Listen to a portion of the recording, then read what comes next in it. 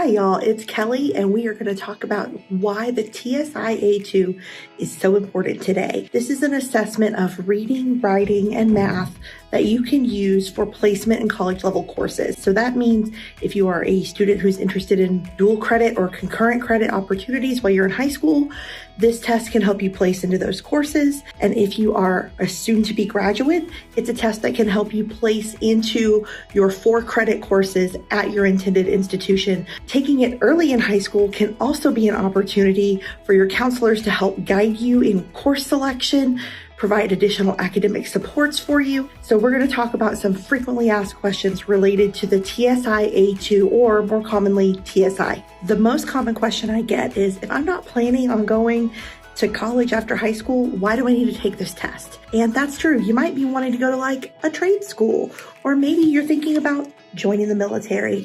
And those are all valid options. And you might not need to test immediately, but one of the great benefits of the TSI A2 is the results are valid for 5 years after high school. That can be a huge time saver and stress reliever for you down the road. Also, some trade schools do require TSI. You want to check and see if that's something you're interested in. And even students who join the military might take some college courses while they're enlisted, especially if you're in a reserve or guard program.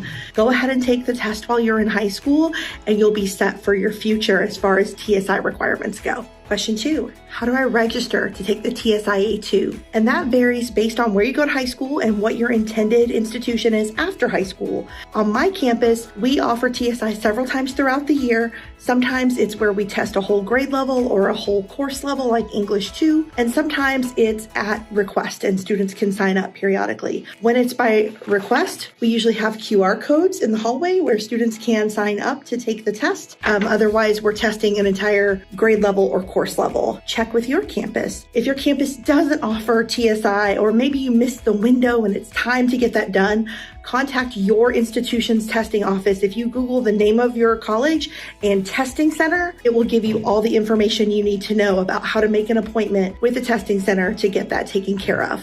Not going to college in Texas? You might not need the TSI. Some states will take our reciprocal exam, but others might have you take a different placement test. So check with your institution and what placement test they prefer and how you can sign up to take that test. The final question that I get is, haven't we taken enough tests? Why do we have to take another test?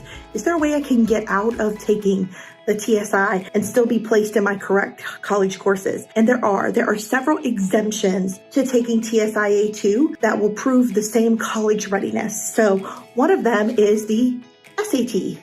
If you take the SAT and you score at least a 480 on the reading writing section and a 530 on the math section, you are now TSI exempt from SAT. But what if you took the ACT instead? Good news, there are ACT exemptions as well. You need a combined 40 reading and writing score and a 22 on the math to be exempt from TSI in those categories. If you complete Texas College Bridge in English or math and are attending a participating institution, they can use those certificates to waive your TSI requirement the first semester. There is a little bit of a catch. You do have to enroll in your entry-level math and or English courses, whichever certificates you're using that first semester, and pass the course. Otherwise, that waiver does expire. So if that is how you are going to get your college readiness, then you want to make sure you use that immediately. Certain U.S. service members can also be exempt from TSI depending on how many years you've served and what your